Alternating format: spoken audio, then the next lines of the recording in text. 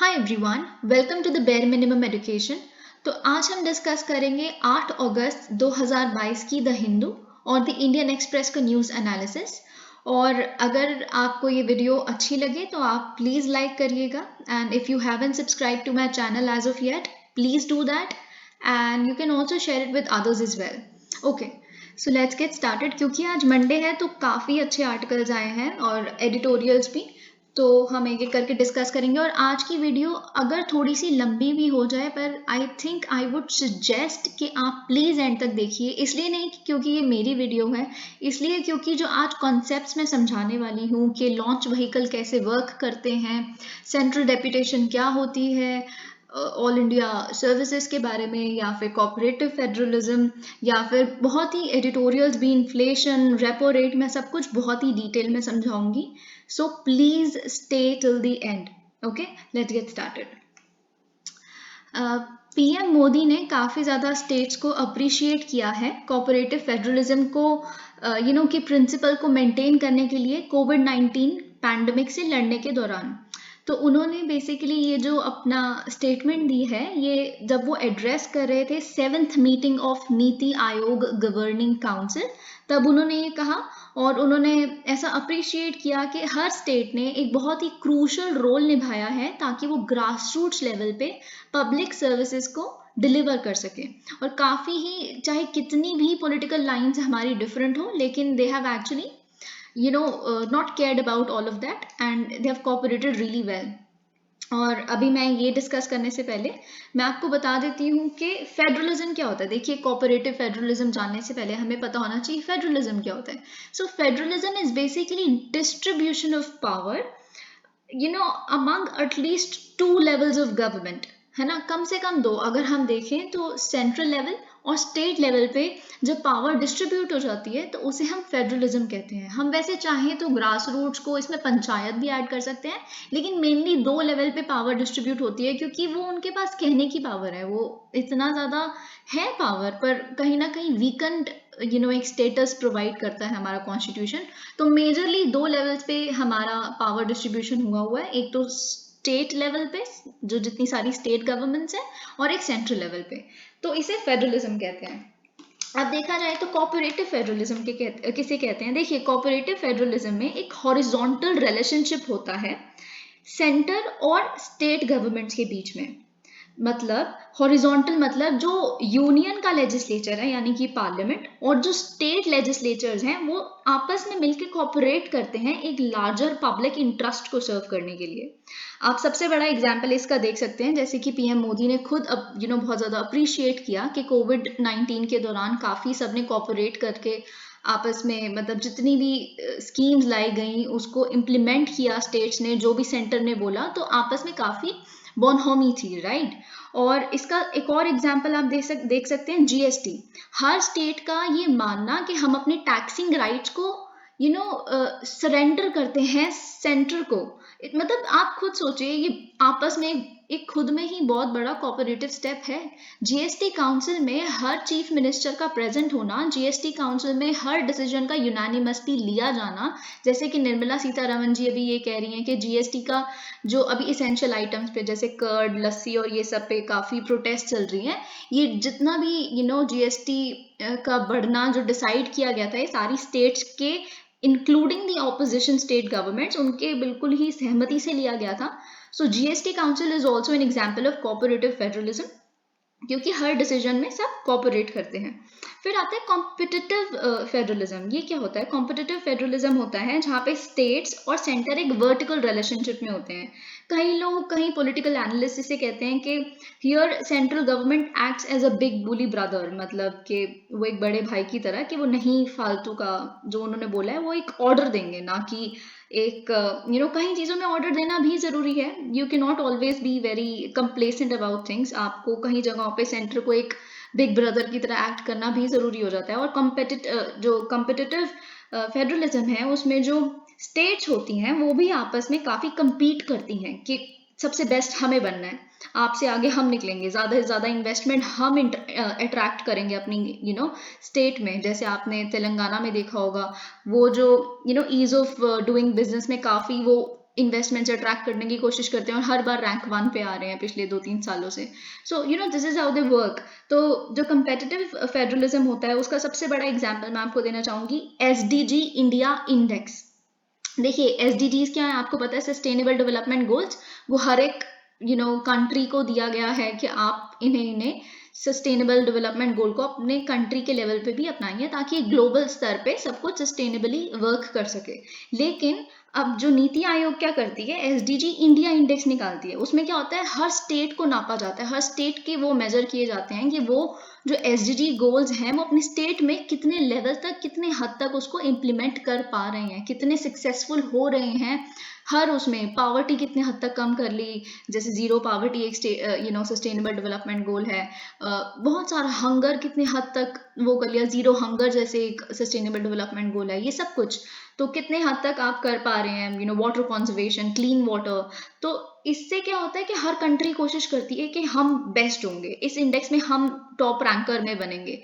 तो देखिए पता है, चाहे कोऑपरेटिव फेडरलिज्म हो चाहे कंपेटिटिव फेडरलिज्म हो, दोनों का मकसद लार्जर पब्लिक इंटरेस्ट है.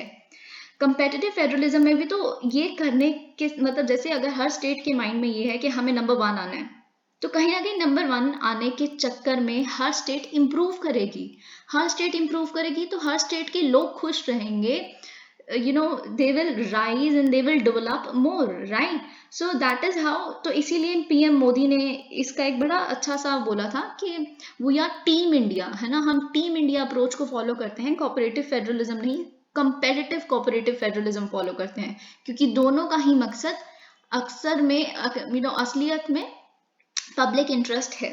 ओके, तो अब हम देख लेते हैं, क्योंकि नीति आयोग की यहाँ पे बात हुई है तो नीति आयोग के बारे में थोड़ा सा देख लेते हैं. देखिए आपको ये पता होगा कि नीति आयोग एक एग्जीक्यूटिव एक्शन से आई थी, ना कि कोई इसके लिए लॉ बनाया गया था. जो एग्जीक्यूटिव हैं उन्होंने बस एक अपना ऑर्डर दिया था, जिसकी वजह से मतलब प्रेसिडेंशियल ऑर्डर से नीति आयोग को बनाया गया था 2015 में.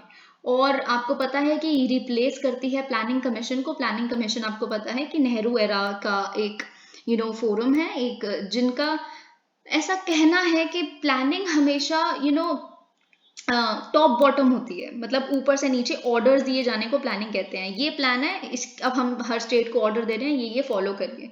लेकिन जो नीति आयोग है इसका उल्टा बॉटम अप अप्रोच को फॉलो करती है. बॉटम अप अप्रोच मतलब जैसे हर स्टेट गवर्नमेंट के जो लीडर हैं वो बताएंगे कि हमारा ये सजेशन है, हमारा ये सजेशन है, तो सब वोट करेंगे, सब आपस में बैठ के डिसीजन लेंगे.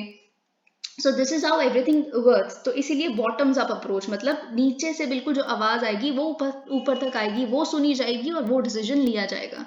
ठीक है, तो अब देखते हैं कि नीति आयोग का स्ट्रक्चर क्या है, कौन सी बॉडीज हैं, क्या ऑफिशियल स्ट्रक्चर क्या है. तो नीति आयोग के जो चेयरपर्सन हैं वो प्राइम मिनिस्टर ऑफ इंडिया होते हैं. वाइस प्रेसिडेंट यानी कि वाइस चेयरपर्सन कौन होते हैं नीति आयोग के, वो होते हैं कोई भी जिन्हें प्राइम मिनिस्टर अपॉइंट करे. फिर एक होती है गवर्निंग काउंसिल, जहाँ पे वही गवर्निंग काउंसिल जहाँ पे अभी मोदी जी ने ये अपनी स्टेटमेंट दी है स्टेट्स को अप्रिशिएट करते हुए. इस गवर्निंग काउंसिल में हर स्टेट के CM और हर यूनियन टेरिटरी के लेफ्टिनेंट गवर्नर होते हैं. अब आप समझ सकते हैं कि क्यों उन्होंने कोऑपरेटिव फेडरलिज्म की बात गवर्निंग काउंसिल में की, क्योंकि सारे CMs भी थे. अब एक होती है रीजनल काउंसिल. देखिए रीजनल काउंसिल और गवर्निंग काउंसिल में एक यही डिफरेंस होता है कि जो रीजनल काउंसिल है ना वो स्पेसिफिक रीजनल इश्यूज को एड्रेस करती है. इसमें भी सारे चीफ मिनिस्टर्स प्रेजेंट होते हैं, सारे लेफ्टिनेंट गवर्नर्स आते हैं और PM ही चेयर करते हैं इस काउंसिल को भी. लेकिन इसमें डिफरेंस ये है कि एक पर्टिकुलर रीजन में अगर वेस्ट में, ईस्ट में, नॉर्थ में, साउथ में कोई इशू है, जैसे फॉर एग्जाम्पल गोदावरी के ऊपर कोई इशू है, तो वो भी डिस्कस किया जाता है. तो लेकिन जो गवर्निंग काउंसिल है उसमें मेजर इश्यूज जो डिस्कस किए जाते हैं, जो पूरे नेशनल इश्यूज हैं. फिर एक होती है एडहॉक मेंबरशिप. देखिए 2 मेंबर होते हैं जिन्हें मेंबरशिप प्रोवाइड की जाती है एक रोटेशनल बेसिस पे, जो रिसर्च इंस्टीट्यूशंस में से आते हैं. इंडिया के जो लीडिंग रिसर्च इंस्टीट्यूशंस होते हैं उसमें से 2 मेंबर रोटेशनल मतलब कभी किसी इंस्टीट्यूशन से, कभी इस इंस्टीट्यूशन से, फिर दूसरे इंस्टीट्यूशन से, रोटेशन ऐसी होती रहती है. जो लीडिंग इंस्टीट्यूशंस हैं उसमें से 2 मेंबर्स होते ही हैं एडहॉक मेंबरशिप के रूप में. फिर उसके बाद आता है एक एक्स ऑफिशियो मेंबरशिप. देखिए मैक्सिमम 4 लोग ऐसे होंगे जो यूनियन काउंसिल ऑफ मिनिस्टर्स से यूनियन काउंसिल ऑफ मिनिस्टर्स में से नॉमिनेट किए जाएंगे प्राइम मिनिस्टर द्वारा। तो ये एक्स ऑफिशियल मेंबरशिप है, ये इस तरह के यूनियन काउंसिल ऑफ मिनिस्टर में से कोई ना कोई जरूर अपॉइंट किया ही जाएगा पीएम द्वारा, ठीक है। फिर एक आता है चीफ एग्जीक्यूटिव ऑफिसर, मतलब सीईओ। ये देखिए ये भी अपॉइंट पीएम ही करते हैं और एक फिक्स्ड टेन्योर के लिए करते हैं, एडहोकिज्म नहीं होता है यहाँ पे, एक फिक्स्ड टेन्योर के लिए करते हैं। और इनकी जो रैंक होती है, मतलब CEO would be of the rank of secretary of government of India. फिर आता है कुछ स्पेशल इनवाइटीज भी होते हैं। स्पेशल इनवाइटीज कौन होते हैं? एक्सपर्ट्स, स्पेशलिस्ट, जिनको अगर एक इशू पे डिस्कस किया जा रहा है तो उस इशू के लिए, अब देखिए लॉ मेकर्स को थोड़े ना हर चीज की नॉलेज होती है, कितनी ही नॉलेज हो जाएगी। अगर उस इशू पे किसी एक्सपर्ट ओपिनियन को मतलब की जरूरत है तो फिर उस एक्सपर्ट को बुलाया जाएगा, इनवाइट किया जाएगा स्पेशली, और फिर उन्हें मतलब जिनको उस डोमेन की नॉलेज हो, फिर इन्हें भी नॉमिनेट पीएम ही करते हैं। इस तरह के इनवाइटीज भी पीएम ही नॉमिनेट करते हैं। Okay, describing the countries G20 presidency in 2023 as a unique opportunity। Okay, इन्होंने मतलब यहाँ पे इस गवर्निंग काउंसिल में ये कहा है कि जो G20 की प्रेसिडेंसी है जो 2023 में हमें मिलने वाली है। देखिए G20 के अभी आपको पता होगा कि प्रेसिडेंट कौन है, चेयर है G20 के इंडोनेशिया। इंडोनेशिया अभी प्रेसिडेंसी संभाल रही है G20 की, लेकिन 1 दिसंबर 2022 से लेके 30 नवंबर 2023 के लिए इंडिया को G20 की प्रेसिडेंसी मिलेगी। आपको G20 पता होगा क्या है? G20 इस दुनिया के सबसे ज्यादा मेजर डेवलप्ड और डेवलपिंग इकोनॉमीज हैं। जैसे आपको पता होगा इसमें साउथ अफ्रीका भी है, इंडिया भी है, यूएस भी है, इंग्लैंड भी है। ये सारी जितनी मेजर वो हैं जो 85% of the entire world GDP को कॉन्स्टिट्यूट करते हैं, ये G20 के मेंबर्स होते हैं। और भी आपको देखा होगा G20 की समिट भी हुई थी जिसमें निर्मला सीतारमन जी गई थी। ऑलराइट, तो इन्होंने ये कहा है कि जो G20 की प्रेसिडेंसी हमें मिलने वाली है वो हमारे पास एक मौका है लोगों को ये दिखाने का, पूरे संसार को ये दिखाने का कि इंडिया सिर्फ और सिर्फ दिल्ली तक ही कन्फाइंड नहीं है। दिल्ली इन द सेंस क्योंकि न्यू दिल्ली हमारी यहाँ की कैपिटल है, तो दिल्ली ही क्योंकि दिल्ली तक ही सीमित नहीं है। इंडिया में हर स्टेट, हर यूनियन टेरिटरी का इक्वल महत्व है। हर स्टेट और हर यूनियन टेरिटरी मिला के इंडिया मिलती है। तो इस आप क्या करिए, हर स्टेट, हर यूनियन टेरिटरी जो भी बेस्ट टैलेंट है इस कंट्री में अवेलेबल, उसको आइडेंटिफाई करिए ताकि एक मास मूवमेंट चले जिससे India as a global leader present हो पूरे संसार में। और फिर उन्होंने बस यही कहा कि 3 T's को फॉलो करना चाहिए, ट्रेड, टूरिज्म और टेक्नोलॉजी, मतलब पूरे, ताकि हम दिखा सके पूरे वर्ल्ड में कि हमें ग्लोबल लीडर हैं। अब आता है सबसे इम्पोर्टेंट आर्टिकल आज का जो हम डिस्कस करेंगे। Satellites launched by SSLV in wrong orbit not usable. देखिए जो इसरो है, इसरो ने संडे को ये डिक्लेयर किया है यानी कि कल, कि जो सैटेलाइट्स वो भेजने वाले थे स्मॉल सैटेलाइट लॉन्च व्हीकल द्वारा, वो अब उन्हें यूज नहीं किया जा सकता क्योंकि वो गलती से इलिप्टिकल ऑर्बिट में हमने प्लेस कर दिए, जबकि उन्हें प्लेस एक सर्कुलर ऑर्बिट में करना था। और ये कौन सी सैटेलाइट्स थी, इनका नाम क्या था? एक थी अर्थ ऑब्जर्वेशन सैटेलाइट EOS-02, जैसा कि आप यहाँ पढ़ सकते हैं, और एक था एक को पैसेंजर स्टूडेंट सैटेलाइट जिसका नाम था आजादी सैट, क्योंकि हम आजादी का अमृत महोत्सव बना रहे हैं इसीलिए। तो अब हम सबसे पहले देख लेते हैं। ऑलराइट, सबसे पहले हम सब कुछ देखेंगे ये लॉन्च व्हीकल्स क्या होते हैं, कितने तरह के लॉन्च व्हीकल्स हैं जो इसरो अभी तक बना चुका है। ऑलराइट, जो लॉन्च व्हीकल्स होते हैं they are nothing but rocket. Actual में वो रॉकेट ही है, लेकिन अब रॉकेट क्यों यूज करते हैं हम सैटेलाइट्स को ऊपर प्लेस करने के लिए स्पेस में? क्योंकि ना जो रॉकेट्स के प्रोपल्जन सिस्टम होता है ना, प्रोपल्जन सिस्टम होता है वो इतना पावरफुल होता है, और वो जब उन्हें ऊपर भेजा जाता है वो इतनी ह्यूज अमाउंट में एनर्जी रिलीज करता है, जनरेट करता है, जो बहुत आसानी से हैवी ऑब्जेक्ट्स जैसे सैटेलाइट्स को स्पेस में प्लेस कर सकता है।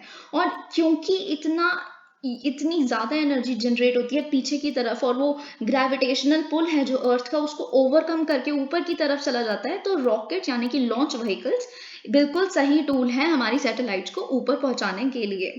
अब हम देखते हैं कि कौन कौन सी तरह के लॉन्च व्हीकल्स अभी तक इंडिया में बन चुके हैं, आ चुके हैं, यूज किए जा चुके हैं। सबसे पहले आता है सैटेलाइट लॉन्च व्हीकल, मतलब ये सिंपल लॉन्च व्हीकल, ये कह सकते हो आप इसको, एक सिंपल सा लॉन्च व्हीकल होता था। तो ये फर्स्ट रॉकेट था जिसे इसरो ने खुद डिजाइन किया था और डेवलप किया था। तो ये क्या होती थी, बहुत छोटी छोटी सी सैटेलाइट्स होती थी ना, जिसका वेट अराउंड 150 kg तक का था, उनको ऊपर प्लेस करने में सफल थी। फिर सेकंड नंबर पे आता है augmented satellite launch vehicle, ASLV। तो जो SLV और ASLV दोनों ही छोटी छोटी सैटेलाइट्स ऊपर भेज सकते थे, जिनका वेट अप टू 150 kg था, लेकिन ये दोनों ही भेज सकते थे सिर्फ लोअर अर्थ ऑर्बिट्स तक, है ना। लोअर अर्थ ऑर्बिट क्या होती है कि 180 किलोमीटर फ्रॉम अर्थ, मतलब इसका बेसिकली ना अर्थ से 180 किलोमीटर से लेके 2000 किलोमीटर तक, 180 किलोमीटर से 2000 किलोमीटर तक का जो हाइट होती है, सिर्फ उतने पे ही प्रेजेंट होती है लो अर्थ ऑर्बिट्स। तो वहां पे प्लेस कर पाती थी SLV और ASLV सैटेलाइट्स को। फिर आता है पोलर सैटेलाइट लॉन्च व्हीकल, बहुत ही इंपॉर्टेंट, जिसे हम PSLV कहते हैं। इसका फर्स्ट लॉन्च किया गया था 1994 में, और तब से लेके अभी तक ये इसरो का मेन रॉकेट है, मेन लॉन्च व्हीकल है ना। आपने देखा होगा ऑलमोस्ट हर जो हम कहियों के, इंडिया तो ऑर्डर्स भी लेता है ना बाकी की सैटेलाइट, बाकी कंट्रीज की सैटेलाइट को ऊपर प्लेस करने में, तो PSLV यूजुअली यूज करते हैं, बल्कि हमने GSLV को तो बचा के रखा हुआ है ताकि हम उसको गगनयान मिशन में अच्छे से यूज कर सके। लेकिन अभी हम क्योंकि PSLV की बात कर रहे हैं, तो ये एक 4 स्टेज लॉन्च व्हीकल है, जिसकी फर्स्ट स्टेज, आप प्लीज ध्यान से सुनिएगा, जिसकी जो फर्स्ट स्टेज है वो एक सॉलिड रॉकेट मोटर है, ठीक है। जो फर्स्ट स्टेज है वो एक सॉलिड रॉकेट मोटर है। जो सेकंड स्टेज है वो अर्थ स्टोरेबल लिक्विड स्टेज है, यानी लिक्विड है स्टेज। जो थर्ड स्टेज है वो एक high performance solid rocket motor है। पहले भी जो फर्स्ट स्टेज थी वो भी एक सॉलिड रॉकेट मोटर थी, लेकिन जो थर्ड स्टेज है वो भी सॉलिड ही है, लेकिन ये एक हाई परफॉर्मेंस को इंश्योर करती है, क्योंकि जो इसमें मोटर यूज की गई है वो it is capable of ensuring that. फिर जो फोर्थ स्टेज आती है वो भी एक लिक्विड स्टेज है, तो इट्स बेसिकली सॉलिड लिक्विड चीज है ना। तो ये 4 स्टेजेस ऐसे हैं। और अभी तक अगर मैं आपको कुछ एग्जांपल्स दूं कि PSLV ने किस किस तरह की सैटेलाइट्स को लॉन्च कर चुका है, जैसे चंद्रयान 1 था जिन्हें 2008 में भेजा गया था सक्सेसफुली, उसे भी लॉन्च कर लिया था। फिर एक मार्स ऑर्बिटर मिशन था जिसे MOM कहते हैं, वो उसे भी 2013 में बहुत सक्सेसफुली लॉन्च कर दिया था। अब हम देखते हैं GSLV, जिसका नाम है geosynchronous satellite launch vehicle, right. ये एक 3 स्टेज लॉन्च व्हीकल है, जिसकी पहली स्टेज सॉलिड फ्यूल होती है, सेकंड स्टेज लिक्विड फ्यूल होती है, जो थर्ड स्टेज है वो इसकी होती है CUS मतलब cryogenic upper stage, cryogenic upper stage इसकी थर्ड स्टेज है। So it's basically solid liquid cryogenic. और मैं आपको बताती हूँ, भी बहुत अच्छे से बताऊंगी, प्लीज सुनिएगा कि क्रायोजेनिक इंजन क्या करता है, क्यों जरूरी है, और GSLV क्यों एक एडवांस वो बन जाता है इसकी वजह से, क्रायोजेनिक अपर स्टेज की वजह से। लेकिन मैं पहले ये बता देती हूँ कि ये जितनी भी सैटेलाइट्स को प्लेस करता है, ये यूजुअली हायर अर्थ ऑर्बिट में करता है, जिसका अर्थ इक्वेटर से अगर हम डिस्टेंस लगाएं तो इट इज अप्रोक्सीमेटली 35,786 किलोमीटर्स, तो मतलब काफी ऊपर।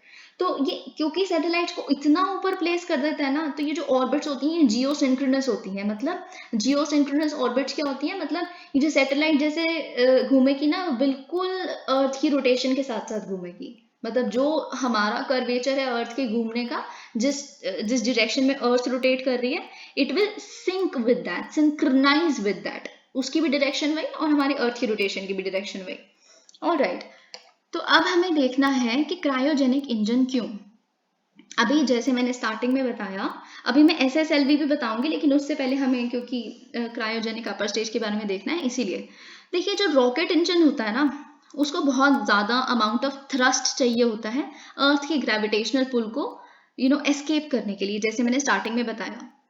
लेकिन जो हम एज फ्यूल यूज करते हैं, उन कुछ केमिकल्स होते हैं जिन्हें हम इंजन में यूज करते हैं, जैसे हाइड्रोजन और ऑक्सीजन। हाइड्रोजन क्या करता है, एज अ फ्यूल यूज किया जाता है, और ऑक्सीजन एक ऑक्सीडाइजर की तरह एक्ट करता है। तो ये काफी हद तक एक अच्छा थ्रस्ट प्रोवाइड करने में सक्सेसफुल होते हैं। लेकिन ये जो अगर हम देखें ना, वो अर्थ में गैसेस के फॉर्म में है, हाइड्रोजन भी ऑक्सीजन भी, राइट।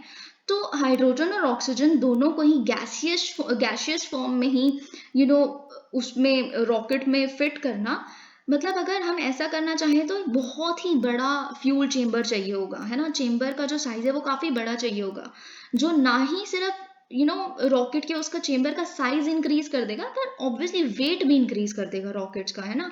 तो फिर वो कहीं ना कहीं एक इम्पॉसिबल टास्क हो जाएगा उस लॉन्च व्हीकल को स्पेस में भेजना।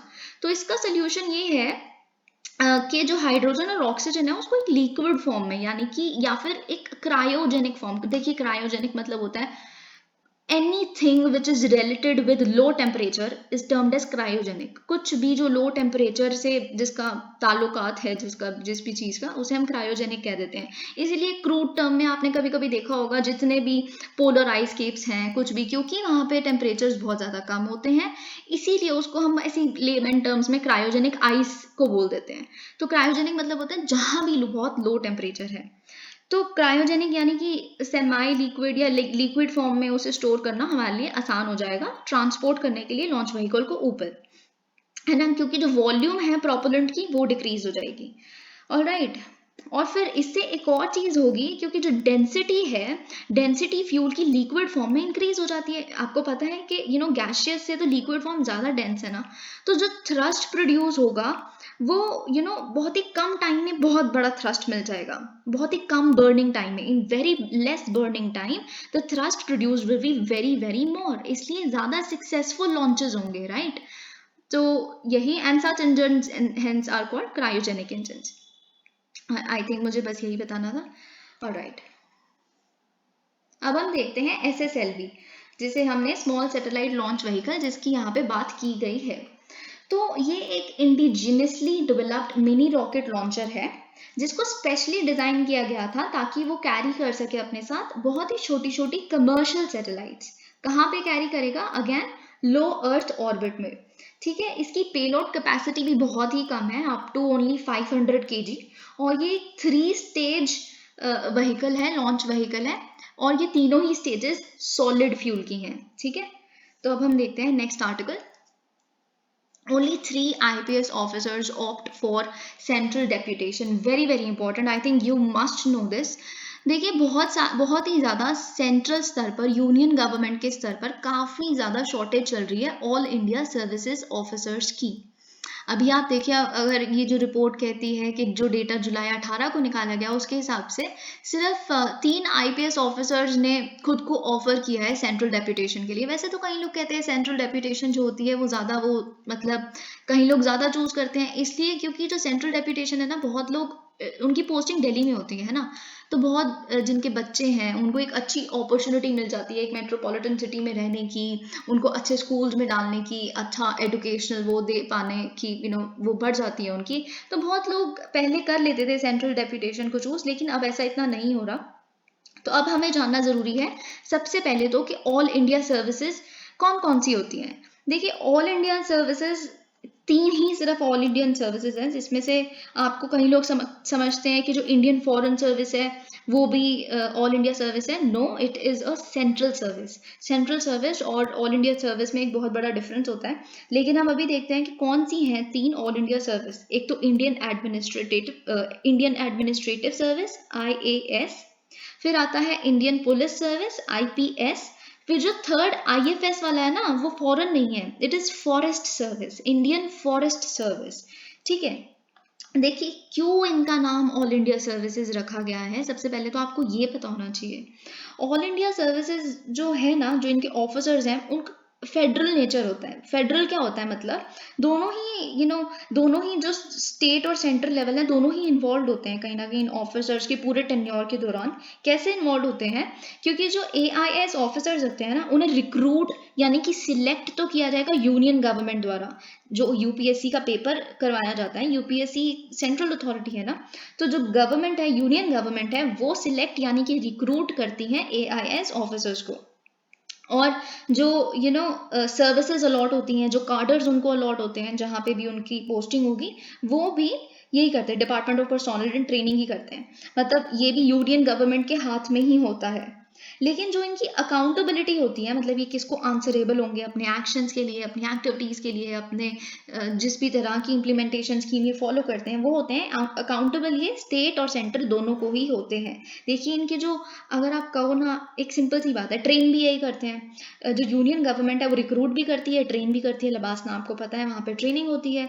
तो लेकिन फिर क्या होता है, जो उसके बाद जो जाते हैं ना वो पोस्टिंग में, वो स्टेट लेवल पे जाते हैं। तो जो स्टेट गवर्नमेंट है ना, एक्चुअल में they are the real bosses, they are the real bosses of, अगर हम रियलिटी में बात करें तो they are the real bosses of all the AIS officers. Alright, क्योंकि फिर सैलरी लेना, फिर उन्हीं की स्कीम्स को वो लोग मोस्टली इम्प्लीमेंट तो सबको करते हैं, पर मोस्टली जो डेली बेसिस का जो काम है वो बहुत हद तक उस स्टेट तक सीमित हो जाता है। तो कहीं ना कहीं ये भी एक रीज़न है सेंट्रल डेप्यूटेशन लोगों का ना चूज करना, क्योंकि वो इतने सालों से वहाँ पे काम कर रहे होते हैं, वहाँ पे एक एफिनिटी बन जाती है। और जो उनके स्टेट बॉसेज हैं, जो उनसे भी काफ़ी ज़्यादा मतलब वो होता है कि उन्होंने ही पूरे टाइम उनको, और पता सिलेक्ट भी। तो अगर मैं बताती हूँ एक और रीज़न है सेंट्रल डेप्यूटेशन ना चूज करने का, लेकिन आप उसको ध्यान से सुनिएगा, कोई पॉलिटिकल फर्वर नहीं है उसमें, मैं बस आपको रीज़न बताऊंगी। लेकिन उससे पहले हमें ये देखना होगा कि जो कार्डर कंट्रोलिंग अथॉरिटी, जैसे कि मैंने आपको बताया कि department of personnel and training होता है, IPS जो है ना उनका कार्डर करती है allot ministry of home affairs, लेकिन जो इन्वायरमेंट मिनिस्ट्री है वो कार्डर अलॉट करती है इंडियन फॉरेस्ट सर्विस ऑफिसर्स को। ठीक है, तो फिर अब हमें ये देखना है। अब सेंट्रल डेप्यूटेशन की बात हम देखते हैं। जो स्टेट गवर्नमेंट है ना, उसको एक स्पेसिफिक नंबर ऑफ ऑफिसर्स को प्रिस्क्राइब करना पड़ता है सेंटर को, कि अच्छा ये लिस्ट है, ये लिस्ट है उन ऑफिसर्स की जो सेंट्रल डेप्यूटेशन के लिए मतलब अवेलेबल हैं। और हर स्टेट कार्डर है जो वो एक सेंट्रल डेप्यूटेशन कोटा भी प्रोवाइड करता है। लेकिन नॉर्मल प्रैक्टिस में क्या होता है, सेंटर क्या करती है, हर साल एक ऑफर लिस्ट मांगती है ऑफिसर्स की, कि कितने लोगों ने खुद को ऑफर किया है ना, ऑल इंडिया सर्विसेज ऑफिसर्स को, कौन कितने लोग विलिंग है सेंट्रल डेप्यूटेशन के लिए जाना। सेंट्रल डेप्यूटेशन जब वो सेंटर पे आ जाएंगे ना, तो फिर वो सेंटर कंप्लीटली सेंट्रल गवर्नमेंट उनकी बॉस होगी, कंप्लीटली वो जो नेशनल स्तर की स्कीमें हैं वही इंप्लीमेंट करेंगे। ठीक है, तो वो बहुत हद तक एक बेंच सर्विस हो जाती है, फिर फील्ड लेवल का काम भी कम हो जाता है, तो इसलिए थोड़ी हेडेक भी कम हो जाती है। तो फिर क्या होता है, फिर ये जो ऑफर लिस्ट होती है, इसमें से जो सेंट्रल गवर्नमेंट है ना, उसमें से फिर ऑफिसर सिलेक्ट करती है। ठीक है, तो पता है मैं आपको सेंट्रल डेप्यूटेशन चूज ना करने का एक रीजन बताती हूँ। एक तो ये कि वो पूरी जिंदगी अपना मोस्टली टेन्योर वहां काट के आए हैं, एक एक्सपीरियंस बंदे होंगे, उन्हीं के बाद तो उन्हें सजेस्ट किया जाता है। तो सेंटर को तो एक्सपीरियंस लोग ही चाहिए ना, फिर उनको कुछ अच्छे खासे साल काम करते हो जाते हैं, तब उन्हें ऑफर किया जाता है। तो लेकिन पता है क्या होता है, फिर उसमें से सिलेक्ट तो सेंटर करेगी, लेकिन सिलेक्शन रेट भी तो बहुत कम है, सेंट्रल गवर्नमेंट सबको थोड़ा ना सिलेक्ट कर लेती है। तो फिर कहीं ना कहीं पता है क्या डर लगता है, जो लोग खुद को ऑफर कर देते हैं ना ऑफर लिस्ट में, उन्हें ये डर लगने लग पड़ता है उन ऑफिसर्स को, बाई चांस हम उस ऑफर लिस्ट में से भी सिलेक्ट ना हो, सेंटर ने हमें सिलेक्ट नहीं किया, फिर हमें स्टेट जो गवर्नमेंट है वो भी ढंग से ट्रीट ना करे आगे, हम तो कहीं के भी नहीं बचेंगे, कहीं ना कहीं हम पिस जाएंगे दोनों के उसमें। जैसे आपने वेस्ट बंगाल वाले केस में देखा होगा, जो उनके चीफ सेक्रेटरी थे ममता बनर्जी जी के, उनका केस लास्ट ईयर ऐसा हुआ था कि सेंट्रल डेप्यूटेशन पे उन्हें बुला लिया गया था, लेकिन ममता जी ने कहा था कि नहीं, हम तो क्लियर ही नहीं करेंगे, हम यहाँ से भेजेंगे ही नहीं। तो इसीलिए सब कुछ उठा है, मोस्टली ये सब मुद्दा उठा था उस टाइम पे, जब जो ऑफिसर्स होते हैं ना, जिनको सेंट्रल डेप्यूटेशन के लिए ऑफर लिस्ट में इंक्लूड किया जाता है उनका नाम, उनको एक नो ऑब्जेक्शन क्लियरेंस भी चाहिए होता है स्टेट गवर्नमेंट से, ताकि वो सेंट्रल डेप्यूटेशन के लिए अवेलेबल है। लेकिन फिर पता है क्या है ना, यहीं पे एक अमेंडमेंट लास्ट ईयर प्रपोज की गई थी यूनियन गवर्नमेंट द्वारा, कि ना हमारे पास इतनी शॉर्टेज है कि हमें एक हार्श स्टेप लेना पड़ेगा। अगर बाई चांस, जैसे मैं आपकी बात बता रही हूँ ना, कि वेस्ट बंगाल की जो चीफ मिनिस्टर थी, उन्होंने मना कर दिया था कि जो हमारे यहाँ के चीफ सेक्रेटरी हैं वो भी एक IAS ऑफिसर ही थे, हम तो नहीं भेजेंगे यहाँ से उनको, ये एक बहुत ही पॉलिटिकल मैटर था दो। तो फिर वो बीच में वो इंसान पिस जाता है कि ना वो यहाँ जा सकता है, सेंटर नहीं खाता, आप सेंट्रल डेप्यूटेशन में हम ऑर्डर देते हैं कि अभी के अभी आओ, क्योंकि मैंने आपको बताया अकाउंटेबिलिटी आपकी दोनों ही गवर्नमेंट पे रहेगी। तो फिर ये बीच में वो हो गया, तो एक जो अमेंडमेंट प्रपोज की गई, अमेंडमेंट में ये था कि अगर स्टेट गवर्नमेंट एक पर्टिकुलर डेडलाइन के अंदर अंदर नो ऑब्जेक्शन क्लियरेंस नहीं देती, उस ऑफिसर को क्लियर नहीं करती, तो फिर we will assume that the officer is relieved from the cadre, मतलब कि वो अपने आप स्टेट गवर्नमेंट से रिलीव हो गया, वो सेंट्रल डेप्यूटेशन पे आएगा ही आएगा। तो फिर इसका काफ़ी ऑपोजिशन आया था स्टेट गवर्नमेंट्स द्वारा कि ये कोऑपरेटिव फेडरलिज्म के खिलाफ है, ये सब कुछ हुआ था। ठीक है, अब देखते हैं चीता री introduction, NBA chief dismisses concerns. देखिए बहुत सारी प्रेपरेशंस चल रही हैं। मध्य प्रदेश के जो कूनो पालपुर नेशनल पार्क है वहाँ पे री इंट्रोडक्शन होने वाला है चीता का, अफ्रीकन चीता का, जिसे नामीबिया से लाया जाएगा और साउथ अफ्रीका से। तो बस ये जो नेशनल बायोडाइवर्सिटी अथॉरिटी के चीफ हैं, उन्होंने, कई लोगों ने ऐसा ऑपोजिशन किया कि बहुत सारी प्रॉब्लम्स हो जाएंगी हमारे यहाँ के जो टाइगर्स हैं उनको इन चीता की वजह से, और ये सब कुछ बोला। लेकिन उन्होंने कहा ऐसा कुछ भी नहीं होगा, हमने बहुत सारी रिसर्च वगैरह करके ये डिसीजन लिया, तो आप बिल्कुल टेंशन मत लीजिए।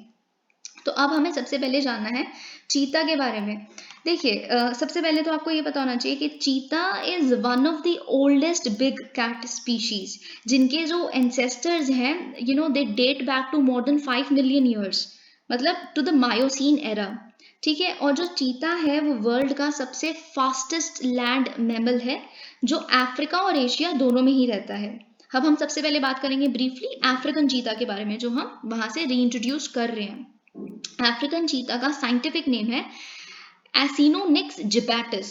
ओके, और ये ना जो इसकी स्किन होती है वो स्लाइटली ब्राउनिश और गोल्डन कलर की होती है, और जो इसकी स्किन है वो काफी थिक भी होती है एशियाटिक चीतास के मुकाबले। और इनके जो बॉडी पे स्पॉट्स होते हैं ना काफी प्रोमिनेंट, डार्क और काफी ज्यादा विजिबल होते हैं। और जो उनके मुंह पे लाइंस होती हैं वो बहुत ही प्रोमिनेंट होती है जो फेस पे। आप प्लीज पिक्चर्स देखिए, एशियाटिक चीता खोलिए और अफ्रीकन चीता खोलिए और दोनों को कंपेयर कीजिए। जो मैं बोल रही हूँ प्लीज उसे देखिए कि वो कितना सच है, कितना आपको दिख रहा है डिफरेंस।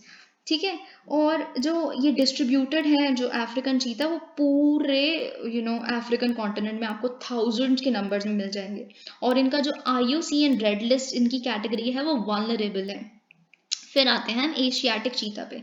एशियाटिक चीता का जो साइंटिफिक नेम है वो एसानिनिक्स जिबैटिस विनाटिकस, मतलब विनाटिकस ऐड हो गया तो ये एशियाटिक बन गया। जो इसका अगर हम एक कैरेक्टर देखें वो ये है कि जो इनका साइज है ना वो छोटा होता है थोड़ा सा अफ्रीकन चीतास के मुकाबले।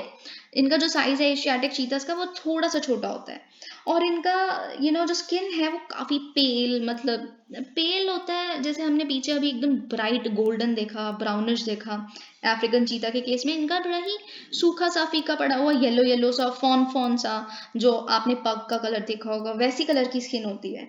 और इनकी बॉडी पे बहुत ज़्यादा फर होते हैं, बहुत ज़्यादा, स्पेसिफिकली बेली के एरिया में काफ़ी ज़्यादा फर होते हैं। अगर हम इनकी डिस्ट्रीब्यूशन की बात करें, ये सिर्फ और सिर्फ ईरान में प्रेजेंट है आज के टाइम में।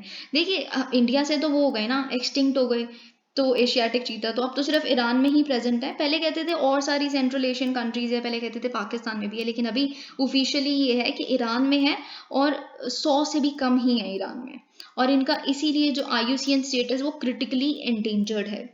अगर हम इंडिया स्पेसिफिकली इंडिया की बात करें कि ऐसा हम रीइंट्रोड्यूस क्यों कर रहे हैं, क्योंकि इंडिया में अगर लास्ट टाइम चीता जब स्पॉट किया गया था तो वो छत्तीसगढ़ में हुआ था 1947 में। फिर उसके बाद उसे डिक्लेयर कर दिया गया था कि एक्सटिंक्ट है, 1952 में एक्सटिंक्ट डिक्लेयर कर दिया गया था, क्योंकि इतनी ज़्यादा इतने ज़्यादा स्तर पे इनकी हंटिंग हो गई थी कि उसके बाद ये सच में बचे ही नहीं थे। ऑलराइट, तो अब हम देखते हैं एक editorial, focus on inflation. Alright, देखिए बहुत इंपॉर्टेंट है, क्योंकि अभी क्या हुआ है, RBI की जो मॉनेटरी पॉलिसी कमेटी है उन्होंने फ्राइडे को जो बेंचमार्क इंटरेस्ट रेट यानी कि जो रेपो रेट है उसको 5.4% कर दिया है। अब ये पैराग्राफ डिस्कस करने से पहले मैं कुछ इंपॉर्टेंट बातें आपके साथ डिस्कस करना चाहूंगी। सबसे पहले तो ये कि जो MPC यानी कि मॉनेटरी पॉलिसी कमेटी का ओरिजिन क्या है, कैसे आई, कब आई, क्या फंक्शंस हैं। ऑलराइट, तो 2016 में क्या हुआ कि जो the reserve bank of India act है 1934, आपको पता होगा, इसको अमेंड किया गया सेंट्रल गवर्नमेंट द्वारा। कैसे? एक फिनेंस एक्ट ला के। देखिए फिनेंस एक्ट आपको पता होगा, मैं वही वाले फिनेंस एक्ट की बात कर रही हूँ। जब एक बजट लाया जाता है पार्लियामेंट में, तो फिर बजट के लिए जो पैसा एलोकेट किया जाता है हर स्कीम के लिए, तो फिर वो पैसा एलोकेट करने के लिए एक फिनेंस एक्ट लाया जाता है, राइट। तो वही वाला फिनेंस एक्ट लाया गया था। फिनेंस एक्ट का ना कुछ क्राइटेरिया होता है कि अगर इस तरह का कोई बिल है तो फिर वो फिनेंस एक्ट के अंडर आ जाता है। तो फिर उसी माध्यम के द्वारा the reserve bank of India act 1934 को अमेंड किया गया और कॉन्स्टिट्यूट की गई MPC। MPC का कॉम्पोजिशन क्या होता है? It is basically a 6 member body, और इसमें से जो 3 मेंबर्स होते हैं 6 में से, वो आरबीआई के होते हैं। जैसे आरबीआई के जो गवर्नर हैं, जो प्रेजेंटली शक्तिकांत दास जी हैं, ये एक्स ऑफिशियो चेयरपर्सन होते हैं। जो डेप्यूटी गवर्नर होते हैं आरबीआई के, वो एक दूसरे मेंबर होते हैं। और जो एग्जीक्यूटिव डायरेक्टर होते हैं एक आरबीआई के, वो भी मेंबर होते हैं। तो 3 कंप्लीट हो गए, अब बचे 3। तो जो बचे हुए 3 मेंबर हैं वो नॉमिनेट करती है सेंट्रल गवर्नमेंट। लेकिन सेंट्रल गवर्नमेंट किसी गवर्नमेंट ऑफिशियल, मिनिस्टर, एमपी ऐसे किसी को नहीं नॉमिनेट कर सकती। वो मोस्टली एक्सपर्ट्स को ही नॉमिनेट करती है। इकोनॉमी में एक्सपर्ट, मैक्रो इकोनॉमिक स्टेबिलिटी में एक्सपर्ट, ठीक है। तो फिर अब आपको ये पता होगा कि जो डिसीजंस लिए जाते हैं एमपीसी में, वो मेजॉरिटी वोट के थ्रू लिए जाते हैं। लेकिन आरबीआई गवर्नर के पास यहाँ पे कोई वीटो पावर नहीं होती। उनके पास एक कास्टिंग वोट होता है, वही वाला कास्टिंग वोट जो लोकसभा स्पीकर के पास या राज्यसभा चेयर के पास होता है, ताकि अगर बाई चांस एक टाई हो जाए तो वो जिसको भी वो वोट डालेंगे वहां का पलड़ा भारी हो जाएगा और फिर मेजॉरिटी बन जाएगी, ठीक है। तो उनके पास भी एक कास्टिंग वोट होता है। So this way you can say, कई लोग कहते हैं, एक क्रिटिसिज्म होता है एमपीसी का कि इसमें तो सेंट्रल गवर्नमेंट अपने वो भेज देती है, फिर सेंट्रल गवर्नमेंट का से हो जाता है इस चीज में। तो लेकिन फिर कई इकोनॉमिस्ट ये कहते हैं, लेकिन एक अपर एज भी तो है, क्योंकि आरबीआई गवर्नर के पास कास्टिंग वोट है, वो चाहे तो मतलब दैट वे पीपल से that RBI has an upper edge as well.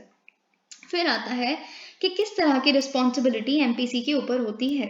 उनको ना कुछ तरह के रेट्स डिसाइड करने होते हैं, जैसे repo rate, reverse repo rate, marginal standing facility, liquidity adjustment facility. लेकिन क्योंकि ये आर्टिकल अभी रेपो रेट के ऊपर है तो हम वही डिस्कस करेंगे। देखिए, रेपो रेट क्या होता है ये एक ऐसा इंटरेस्ट रेट होता है जिसपे आरबीआई एक ओवरनाइट लिक्विडिटी प्रोवाइड करती है बैंक्स को, और बदले में क्या लेती है कोलेटरल के रूप में, गवर्नमेंट सिक्योरिटीज। देखिए क्या है ना, मतलब बैंक क्या करते हैं, बैंक्स को आगे लोन देना होता है, फिर वो लोन देने के लिए क्या करते हैं, खुद ही आरबीआई से लोन ले लेते हैं, लोन लेते हैं आगे लोन देने के लिए। तो जिस रेट पे आरबीआई लोन देती है उसे रेपो रेट कहते हैं। और ये शॉर्ट टर्म ही है, ओवरनाइट, यानी कि एक ही दिन के लिए दिया जाता है। फिर होता है रिवर्स रेपो रेट, किसे कहते हैं। रिवर्स रेपो रेट, देखिए क्या होता है, जो इंटरेस्ट रेट, अब कभी कभी क्या होता है ना, बहुत ज़्यादा लिक्विडिटी बढ़ जाती है, बहुत ज़्यादा मनी सप्लाई हो जाता है उधर मार्केट में, डोमेस्टिक मार्केट में, तो कभी कभी लिक्विडिटी सख्त करनी होती है आरबीआई को। फिर जब ऐसा करना होता है, फिर क्या करता है, आरबीआई लोन लेता है, कहने को लोन है लेकिन आप इसे कह सकते हो एक्स्ट्रा मनी सक करता है वो। तो आरबीआई जिस रेट पे लोन लेता है बैंक से, उसे रिवर्स रेपो रेट कहते हैं।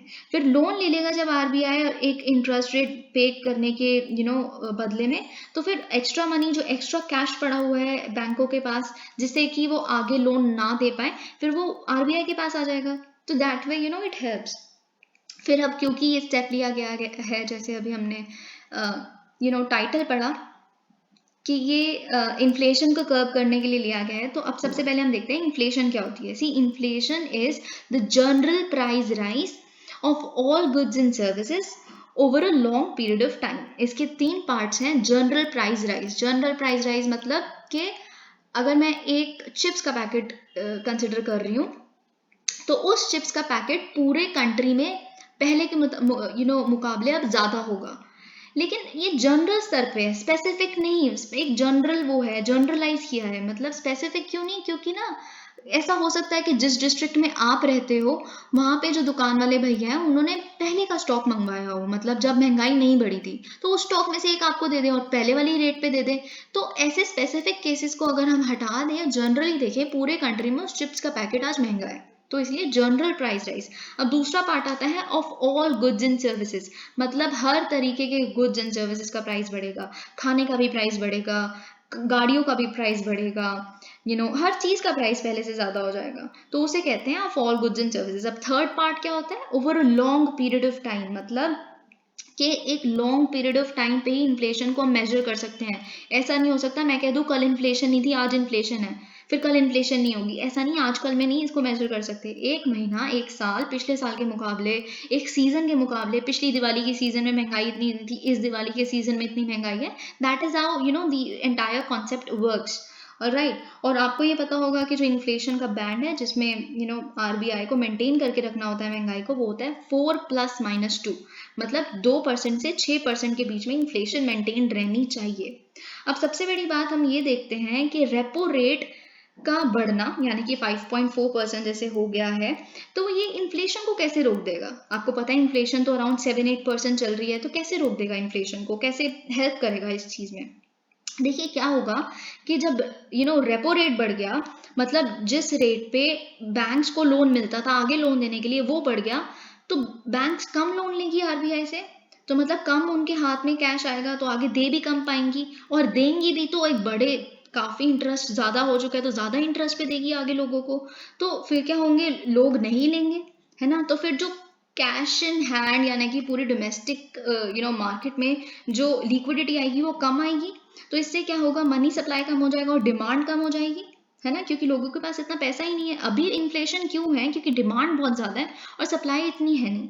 लेकिन इससे क्या होगा, डिमांड और सप्लाई एक इक्विलिब्रियम में आ जाएंगे, डिमांड और सप्लाई इक्वल हो जाएंगे, जिससे इन्फ्लेशन बहुत हद तक कर्व हो जाएगी। ओके, तो अब हम ये देखते हैं from an external sector and exchange rate perspective.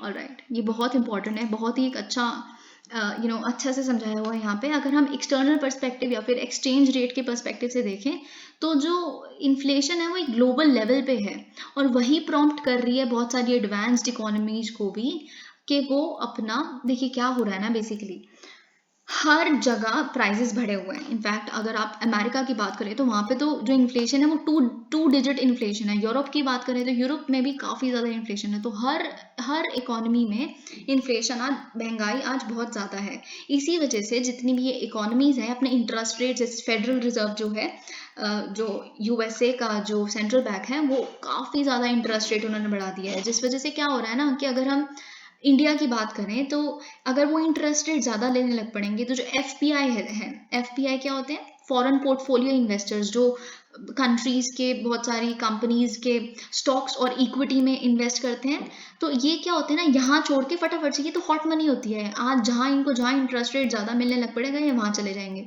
तो फिर आज यूएसए वगैरह जैसी कंट्रीज, एडवांस इकोनॉमीज काफ़ी ज़्यादा ही इंटरेस्ट रेट दे रही हैं, तो ये छोड़ के अब इंडिया और बहुत सारी इमर्जिंग इकोनॉमीज जैसे साउथ कोरिया वगैरह को छोड़ के बाहर जा रहे हैं, मतलब यूएसए वगैरह कंट्रीज में, एडवांस्ड इकोनॉमी से। तो इससे क्या हो रहा है कि हमारी जो रुपी है और बहुत सारी और करेंसीज जो हैं वो डेप्रिशिएट हो रही हैं डॉलर के अगेंस्ट। डेप्रिसिएशन मतलब कि अगर कल 70 रुपये $1 खरीद सकता था, तो आज 80 रुपये लगेंगे $1 को खरीदने में। So that is how the entire concept works, noting that the successive shocks to the global economy has. Alright, अगर आप यही देखें तो एक के बाद एक ग्लोबल लेवल पे शॉक आता जा रहा है, जैसे पैंडमिक, फिर उसके बाद अभी जो चल रहा है यूक्रेन रशिया का कॉन्फ्लिक्ट, फिर उसके बाद अब एक और कॉन्फ्लिक्ट आ गया है कि ताइवान इशू। ये जो ताइवान स्ट्रेट में इतने ज़्यादा ड्रिल्स चल रहे हैं, ये खतरा है कि शायद चाइना इन्वेड कर लेगा ताइवान को। एक के बाद ऐसे जो शॉक्स आ रहे हैं जिससे सप्लाई और कम हो रही है। देखिए वही मैंने अभी कहा था, इन्फ्लेशन है क्यों? क्योंकि डिमांड ज़्यादा है, सप्लाई इतनी है नहीं, सप्लाई और कम हो जाएगी, ऐसे शॉक एक के बाद आते रहेंगे। तो ऐसे ना बहुत सारे जो मल्टीलैटरल इंस्टीट्यूशंस हैं जैसे आईएमएफ, उन्होंने भी जो ग्लोबल ग्रोथ की वो होती हैं एक्सपेक्टेशंस होती हैं, प्रोजेक्शंस होती हैं कि इतना ग्रो करेगा इस बार जीडीपी, वर्ल्ड जीडीपी, वो भी कम कर देते हैं हर बार कोई ऐसा शॉक आता है, जैसे ताइवान इशू आया उन्होंने और कम कर दिया। अच्छा, हम तो सोच रहे थे कि 3% ग्रो करेगा लेकिन 2.5% ग्रो करेगा। एग्जाम्पल ले रही हूँ मैं एक, ठीक है। और इनफैक्ट आईएमएफ ने इस बार ये भी कह दिया है कि शायद there are rising risks of recession भी हो सकता है। Recession is negative growth for consecutive quarters, मतलब अगर आप कह सकते हैं कि 6 महीने के लिए अगर एक नेगेटिव ग्रोथ चली, पहले के मुकाबले भी नेगेटिव, तो उसे हम रिसेशन डिक्लेयर कर देते हैं। तो मिस्टर दास ने भी यही कहा है, बहुत ही अच्छी स्टेटमेंट है, globalization of inflation is coinciding with deglobalization of trade. मतलब इन्फ्लेशन की ग्लोबलाइजेशन मतलब पूरे ही संसार में महंगाई कोइंसाइड कर रही है, साइमल्टेनियसली वर्क कर रही है डी ग्लोबलाइजेशन ऑफ ट्रेड के, मतलब महंगाई की वजह से जो ट्रेड होता है वो भी इम्पैक्ट हो रहा है। मतलब क्योंकि सब जो कोई डिमांड ही नहीं है ना, महंगाई बढ़ जाएगी, लोगों के पास तो पैसा ही नहीं है इतना खरीदने का। तो अगर हमारे यहाँ के जो एक्सपोर्टर्स हैं, देखिए जब रुपये डेप्रिशिएट करता है ना, तो जो एक्सपोर्टर्स होते हैं उनके पास उनके फायदा होता है। क्यों? क्योंकि वो जो भी एक्सपोर्ट करेंगे वो डॉलर में आएगा, उसका पैसा उनके पास, एग्जाम्पल, है ना। तो फिर डॉलर को जो रहते तो यहाँ पे है, तो यहाँ पे रुपये में कन्वर्ट करेंगे, तो फिर $1 पहले 70 रुपये में कन्वर्ट हो रहा था, अब 80 में मिल रहा है, तो वो $1 को भी कन्वर्ट करवाएंगे तो उनकी परचेजिंग पावर कैपेसिटी बढ़ जाएगी अपने ही कंट्री में, तो पहले ऐसा होता था, लेकिन इस बार एक्सपोर्टर्स यानी कि ट्रेडर्स भी हिट हैं, कोई फायदा नहीं हो रहा डेप्रिसिएशन से, क्योंकि ग्लोबल स्तर पे कोई डिमांड ही नहीं है इंपोर्ट्स की इंडिया के, क्योंकि किसी के पास इतने पैसे हैं ही नहीं, रिसेशन की खतरा आ चुका है। फिर यही सब मैंने जो समझाया, ऑलराइट, बस यही था। अब हम नेक्स्ट आर्टिकल देखते हैं। Alright, husbands of elected women take oath in MP panchayat. देखिए मध्य प्रदेश में कुछ ऐसे केसेस आए हैं कि जो, देखिए जब भी एक सरपंच बनते हैं ग्राम पंचायत की, एक हेड अगर एक विमेन बनती है, आपको पता है कि 1/3 कोटा उनको मिलेगा, विमेन को मिलेगा हर ही स्टेज की अपॉइंटमेंट में ग्राम पंचायत की। लेकिन क्या मध्य प्रदेश के कुछ कुछ जगहों पे जैसे धार, दारमोह, सागर, पन्ना, रीवा, ऐसी जगहों पे क्या हुआ है ये देखा गया है, ऐसी वीडियोस वायरल हुई हैं कि फॉर एग्जाम्पल इलेक्ट की गई है एक विमेन, लेकिन ओथ कौन ले रहा है? ओथ ले रहे हैं उनके हस्बैंड या फिर फादर इन लॉ या फिर उनके सन्स। तो ये सब हो रहा है। तो आपको पता है कि 73rd कॉन्स्टिट्यूशन अमेंडमेंट एक्ट ये 3rd ईयर ऑफ गवर्नमेंट लेके आई थी, ये आपको पता है। तो ये जो देखा जाना है, इट इज़ नॉट नाइस। इसे एक बहुत ही अच्छा कॉन्सेप्ट है, एक बहुत बड़े पॉलिटिकल फील्ड एनालिस्ट ने दिया था, पति पंचायत कहते हैं इसको। ये जो पति पंचायत देखने के लिए मिल रहे हैं, it is actually not good. In fact जब ये ओथ ले रहे थे, अगर इनके हस्बैंड ओथ ले रहे हैं, तो वो जो विमेन जो इलेक्ट की गई हैं वो ऐसे ऑडियंस में बैठी है, जो बिल्कुल मतलब या तो वो ऑडियंस में बैठी है या वो घर पे काम कर रही है। तो इससे क्या होता है कि क्योंकि 1/3 रिजर्वेशन है विमेन का, तो उन्हें इलेक्ट करवा देते हैं। उन्हें पता है कि इलेक्ट तो होंगी, 1/3 जब कोटा ही है हर बार, तो विमेन तो आएंगी ही आएंगी हर साल पंचायत में।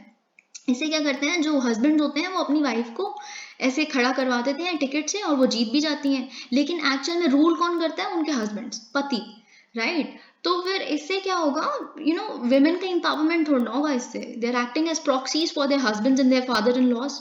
तो ये जो इसका रैशनेल था, जो इंटेंट था इस रिजर्वेशन का विमेन का, वो तो फेल हो रहा है ना, it is working in no way. तो बस एक यही है, बहुत सारी ऐसी चेतावनियां मिली हैं कि ऐसे केसेस अब दोबारा देखने के लिए नहीं मिलने चाहिए। सेंट्रल और स्टेट गवर्नमेंट्स दोनों ने ही कहा है। Okay, India begins cooperation with combined maritime forces. Alright, आपको पहले ये पता होना चाहिए कि कंबाइंड मैरीटाइम फोर्सेस क्या होता है।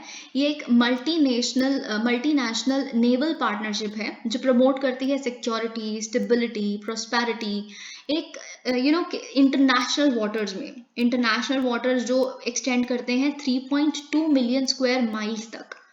तो बस यही उन्होंने कहा है कि उसमें काफ़ी कॉपरेशन इंडिया दिखाना स्टार्ट करेगी। So all right, let's just read this. Last month, India formally commenced cooperation with the Bahrain-based, आपको पता है इसका बेस बहरीन में है, जो यूएस का कमांडिंग शिप है वो भी वहाँ पे ही स्थित है। All right, combined maritime forces. However, the modalities of the exact nature of, all right, इसका अनाउंसमेंट कि हम कंबाइंड मैरीटाइम फोर्सेस के साथ CMF के साथ एक एसोसिएट पार्टनर की तरह ज्वाइन करेंगे। एसोसिएट पार्टनर की तरह इंडिया ने ज्वाइन करने का डिक्लेयर किया था। कब किया था? अप्रैल की इंडिया US 2+2 फोरम पे। 2+2 आप समझ गए होंगे, डिफेंस और एक्सटर्नल अफेयर्स मिनिस्टर, वो वाला। तो उस पर इन्होंने डिस्कस किया था। आई एम फॉरगेटिंग, या तो ये डिफेंस है या तो फॉरेन फिनेंस होता है, मतलब I am really please pardon me here. और राइट, फिर ऐसा ही इंडिया ने किया भी है। और आपको मैं ये बता देती हूँ कि पाकिस्तान जो है, पाकिस्तान, हम तो एसोसिएट मेंबर बन रहे हैं, लेकिन पाकिस्तान इसका एक फुल टाइम मेंबर है। और ये ना जो ये 34 नेशन ग्रुपिंग है जिसको कमांड करती है यूएस की नेवी, मतलब यूएस के नेवी वाइस एडमायरल, जो he also serves as a commander US naval forces, CENTCOM मतलब सेंट्रल कमांड। ठीक है, तो हम देखते हैं states holding up results of economic census. सबसे पहले तो आपको ये पता होना चाहिए कि इकोनॉमिक सेंसस क्या है। हर 5 साल में कंडक्ट किया जाता है इकोनॉमिक सेंसस, जो किस तरह का डेटा आपस में कंपाइल करता है, लेता है। Employment creation by each firm, हर एक इंडस्ट्री ने किस तरह की कितने स्तर की एम्प्लॉयमेंट क्रिएट किए हैं, जॉब्स क्रिएट की हैं, उनका ओनरशिप पैटर्न, उनका CEO कौन है, विमेन टू मैन रेशो कितना है, ऐसा सब कुछ। ठीक है, और उनके फिनेंस का सोर्स क्या है ना। ये सारी तरह की जो इंफॉर्मेशन होती है वो इकोनॉमिक सेंसस कंपाइल करता है और लेता है। और ये लास्ट इकोनॉमिक सेंसस जो कंडक्ट किया गया था वो 2013-14 में किया गया था। तो आप देखिए 5 साल तो कब के पूरे हो गए, 2018 में, तो आज कितना टाइम है।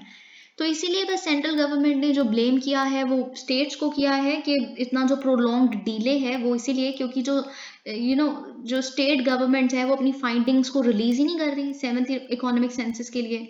तो हम कैसे मतलब डेटा कर दें, तो बस इन्होंने यही कहा है। Alright, I think there is one article left here. अब क्या हुआ है कि पहली बार ऐसा हुआ है कि किसी यूएस की नेवी शिप ने इंडिया में, ऑलराइट, हाँ, इंडिया में अराइव किया है यूएस की नेवी शिप रिपेयर्स के लिए, है ना। In a first US navy ship जिसका नाम है चार्ल्स ड्रू, वो इंडिया में अराइव की गई है ताकि वो अपने रिपेयर करवा सकें और तरह की जो अलाइड सर्विसेज होती हैं उन्हें अवेल कर सकें। कहाँ पे? लार्सन एंड टोब्रो, आपको पता होगा कि एक शिपयार्ड है चेन्नई में, चेन्नई की कट्टुपल्ली डिस्ट्रिक्ट में। तो वहाँ पे इन्होंने लैंड किया है और ये एक नया डायमेंशन ऑब्वियसली ऐड करती है इंडो यूएस स्ट्रेटेजिक पार्टनरशिप का जो इतना ज़्यादा एक्सपेंशन हो रहा है और एक नए लेवल पे ले गया।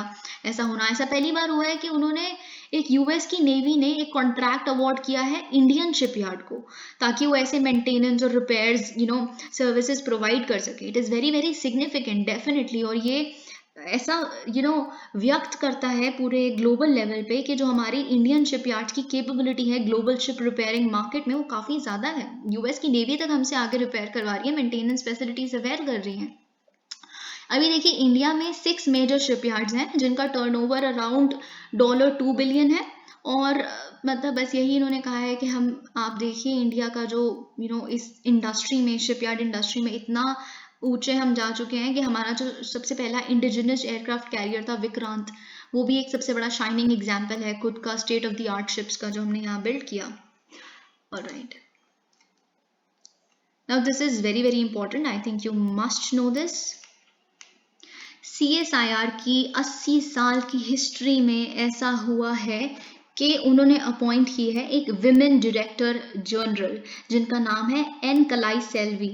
वो करंटली एज डायरेक्टर एक्ट कर रही थी CSIR की सेंट्रल इलेक्ट्रोकेमिकल रिसर्च इंस्टीट्यूट की, लेकिन अब वो डायरेक्टर जनरल बन जाएंगी। ऑलराइट, अब ओके, जो CSIR है मैं भी सब कुछ डिटेल में बताऊंगी क्या है CSIR, full form etcetera etcetera सब कुछ। तो उसके बेसिकली जो नेटवर्क है वो 38 लेबोरेटरीज हैं, पैन इंडिया प्रेजेंस है, मतलब इंडिया में इनकी 38 लेबोरेटरीज फैली हुई हैं। नियरली जो एसोसिएटेड साइंटिस्ट हैं इनकी 4500 साइंटिस्ट हैं, टॉप नॉच साइंटिस्ट, काफ़ी ज़्यादा एक्सपर्ट हैं वो। और ये जो अपॉइंट किया गया है इन्हें एज डायरेक्टर जनरल, ये 2 साल के लिए किया गया है। आपको पता होगा कि कौन वो करता है, कौन अपॉइंट करता है director general of CSIR? Appointments committee of the union cabinet, you must know this. Okay, अब हम देखते हैं कुछ कुछ CSIR के बारे में। CSIR इंडिया की largest research and development organization है। इसे एस्टैब्लिश किया गया था 1942 में। आई रिपीट, 1942 में इसे एस्टैब्लिश किया गया था। CSIR यानी कि council of scientific and industrial research, इसके हेडक्वार्टर्स हैं न्यू दिल्ली में और इसे फंड करती है ministry of science and technology. और लेकिन ये इसे फंड तो ministry of science and technology करती है, लेकिन ये एक ऑटोनोमस बॉडी की तरह ऑपरेट करते हैं। अपने डिसीजंस किन तरह की पॉलिसीज रिसर्च और डेवलपमेंट के लिए और होंगी, किस तरह के पेपर कंडक्ट किए जाएंगे, CSIR नेट वगैरह जो होते हैं, इन तरह में जो डिसीजंस लेते हैं ऑटोनोमसली लेते हैं। और इन्हें रजिस्टर किया गया था सोसाइटीज रजिस्ट्रेशन एक्ट 1860 के तहत। अगर हम इसकी फंक्शनिंग स्ट्रक्चर की बात करें CSIR की, तो वो क्या है? इन जो CSIR का प्रेसिडेंट होते हैं वो हमारे इंडिया के प्राइम मिनिस्टर इनके प्रेसिडेंट होते हैं एक्स ऑफिशियो, मतलब जो PM मोदी हैं वो CSIR के प्रेसिडेंट हैं। वाइस प्रेसिडेंट कौन होते हैं? Union minister of science and technology, this again in ex officio capacity. Okay, अब गवर्निंग बॉडी जो डे टू डे लेवल के डिसीजंस किस तरह ऑपरेट करेगा, फंक्शन करेगा, किस तरह के पेपर्स होंगे इस साल में, ये सब कुछ जो गवर्निंग बॉडी होती है CSIR की, जिनका हेड होता है डायरेक्टर जनरल जो अभी इनको अपॉइंट किया गया है, वो उनके हेड होते हैं। और गवर्निंग बॉडी के एक मेंबर तो होंगे ही होंगे, बाकी मेंबर्स बात की बात है जो होंगे, लेकिन एक एक्स ऑफिशियो मेंबर होंगे ही होंगे। वो कौन होते हैं? Finance secretary. एक्सपेंडिचर वाली डिवीजन के, फिनेंस सेक्रेटरी, और बाकी जितने भी मेंबर्स होंगे उनका टर्म होगा 3 साल। ठीक है। अगर हम बात करें एक और स्ट्रक्चर में एक और लेयर आता है जिसका नाम है CSIR एडवाइजरी बोर्ड। ये क्या करता है? It is a 15 member body compose of prominent members from respective fields of science and technology. काफी एक्सपर्ट्स होते हैं, आप देख रहे हो ना, एडवाइजरी बोर्ड, एडवाइज कौन करेगा एक्सपर्ट लेवल पे, डोमेन नॉलेज में, ये 15 मेंबर बॉडी। ठीक है। और इनका फंक्शन वही जैसे मैंने बताया, गवर्निंग बॉडी को साइंस एंड टेक इनपुट्स देना कि इंडिया के छोटे छोटे डिस्ट्रिक्ट्स में ऐसी नई नई इनोवेशन आ रही हैं, ये ऐड कर सकती हैं। जैसे कोविड-19 के टाइम पे काफ़ी सारी इनोवेशंस थी जो एडवाइजरी बोर्ड ने गवर्निंग बॉडी को काफ़ी सजेस्ट की थी। ठीक है। तो इनके जो मेंबर्स का टर्म होता है एडवाइजरी बोर्ड का, वो भी 3 साल होता है। फिर एक सबसे इंपॉर्टेंट चीज़ जो आपको CSIR से रिलेटेड पता होनी चाहिए वो ये है कि एक शांति स्वरूप भटनागर प्राइज होता है जो CSIR देती है साइंस एंड टेक्नोलॉजी के लिए ही, और it is revered as the most precious prize in the field of science and technology. उसको इंस्टीट्यूट किया गया था, मतलब ये कब आया था ये प्राइज? 1957 में। लेकिन ये शांति स्वरूप भटनागर प्राइज, ठीक है, साइंस एंड टेक्नोलॉजी में एक हाई लेवल ऑफ एक्यूमेन जब आप अचीव कर लेते हैं तब मिलता है, लेकिन किसके नाम पे रखा गया है? जो फाउंडर डायरेक्टर थे ना CSIR के, जिनका नाम था शांति स्वरूप भटनागर, उनके नाम पे। ये आपको पता होगा कि एक पद्म विभूषण भी है जिन्हें पद्म विभूषण 1954 में दिया गया था, तो उन्हीं के नाम पे ये प्राइज दिया जाता है। अब हम देखते हैं द इंडियन एक्सप्रेस का एक एडिटोरियल जो काफी अच्छा है। Alright. If Sri Lanka did not know or understand this sufficiently before, hopefully it does by now. Delhi has a real serious problem with Colombo's do we care attitude to its securities concerns. आप देखिए ये इसका premise क्या है इस पूरे editorial का, आपको पता होगा। एक चाइनीज वेसल है जो हम्बनटोटा पोर्ट, जिन्हें चाइना ने लीज पे लिया हुआ है श्रीलंका के, वहां पे उन्होंने लैंड करना था। उनका कहना ये था कि हम एक रिफ्यूलिंग पर्पस के लिए आ रहे हैं। वो एक सैटेलाइट सर्वेलेंस वेसल है बेसिकली, मतलब सैटेलाइट और स्पेस का और कम्युनिकेशन सैटेलाइट्स वगैरह को देखना परखना, उनका ये उस वेसल का, शिप वेसल का फंक्शन है, उसका ऑब्जेक्टिव है। तो वो उन्होंने कहा था कि हम हम्बनटोटा पोर्ट में लैंड करेंगे, लेकिन उसी टाइम इंडिया ने ये कन्वे कर दिया था कि we are very closely watching the entire situation and we will not take China surveying everything into our neighbourhood. तो फिर उस टाइम पे, लेकिन ठीक है, श्रीलंका ने कुछ नहीं कहा। श्रीलंका ने तो इनफैक्ट अप्रूवल दिया ही हुआ था। लेकिन फिर आपको पता होगा रणिल विक्रम सिंह जी जो प्रेसिडेंट हैं वहाँ के, उन्होंने अब कल परसों ऐसा कहा है कि अभी कुछ टाइम के लिए आप रुक जाइए, अभी ये आप यहाँ नहीं आ सकती शिप, क्योंकि इंडिया का प्रेशर है ना। डेफिनेटली इंडिया, ठीक है, शुक्र है उन्हें समझ आ गया कि जो कोलंबो का, श्रीलंका का डू वी केयर एटीट्यूड है हमारे सिक्योरिटी कंसर्न्स को लेके, हम एक हद तक बर्दाश्त कर सकते हैं। उन्हें नहीं पड़ी है तो उन्हें सोचना पड़ेगा हमारे सिक्योरिटी कंसर्न्स के लिए। ऑलराइट। इस वेसल का नाम है युआन वांग 5, और जैसा कि मैंने बताया अगस्त 11 को हम्बनटोटा पोर्ट में आने वाला था, लेकिन India has been pressing its grave concern. जैसा कि मैंने बताया, काफ़ी ज़्यादा हमारे बीच में एक टेंस वीक ऑफ नेगोशिएशंस भी हुई इस वेसल को लेके, दोनों साउथ एशियन नेबर्स में, मतलब हम में और श्रीलंका में। तो श्रीलंका ने फाइनली चाइना को ये बोल दिया that the visit of the ship be deferred until further consultations are made on this matter. जब तक आगे इस बात पे कंसल्टेशन नहीं हो जाती तब तक आप अपने शिप को यहाँ मत भेजिए। लेकिन ये एडिटोरियल ये कहता है कि जो श्रीलंका का नोट है ना, ये उसी में कहीं ना कहीं एक चीज छुपी हुई है कि अभी matter is still open for negotiation. मतलब ऐसा हो सकता है कि हम अलाउ कर दें आपको। इन्होंने ये तो नहीं कहा कि आप नहीं आ सकते कभी भी, इन्होंने ये कहा कि जब तक फर्दर कंसल्टेशंस नहीं हो जाती। लेकिन ये एडिटोरियल ये कहता है कि बहुत ही अनफॉर्चुनेट होगा अगर श्रीलंका को ऐसा लगता है कि ये दोबारा से शिप को किसी और लेटर डेट पे इनवाइट कर सकते हैं, क्योंकि जो चाइना का युआन वांग 5 वेसल है ना, वो एक्चुअल में एक स्ट्रेटेजिक प्लेटफॉर्म है। मतलब ये it forms a part of the People's Liberation Army Support Force. मतलब आप देख लीजिए कि मिलिट्री स्तर का एक स्ट्रेटेजिक प्लेटफॉर्म है जो पीपल्स लिबरेशन आर्मी का ही एक पार्ट है। और ये वेसल एक सर्वेलेंस पर्पज से आया है। आप आप समझ सकते हो ये बहुत सारे वाटर्स में सेल कर रहा है, हमारे नेबरहुड वाटर्स में। और श्रीलंका का ये अटेम्प्ट ये कह के टाल देना क्योंकि ये तो रिसर्च पर्पस के लिए आया है या फिर कुछ भी वो कहते हैं ना, इससे कोई फर्क नहीं पड़ता। या तो वो इसमें लिखा है, या तो वो नाइव है इतने, यानी कि इतने बुद्धू हैं, इतने इनोसेंट है कि उन्हें समझ नहीं आ रहा कि वो सर्वेलेंस करने के लिए आ रहे हैं, या कुछ भी है। मतलब या तो वो जानबूझ के ये कर रहे हैं। लेकिन दोनों ही केस में श्रीलंका का भी लॉस है। It is a self defeating attempt of Sri Lanka. अब चाइना वर्सेस इंडिया, अगर हम श्रीलंका की सॉइल पे बात करें तो बहुत ही अजीब सा सिनेरियो रहा है। आपको पता है कि 19 मंथ्स पहले क्या हुआ था, कोलंबो ने, मतलब श्रीलंका ने क्या किया, इंडिया के सिक्योरिटी कंसर्न्स को फिर एक वो दिखा दिया था कि हमें परवाह नहीं पड़ती।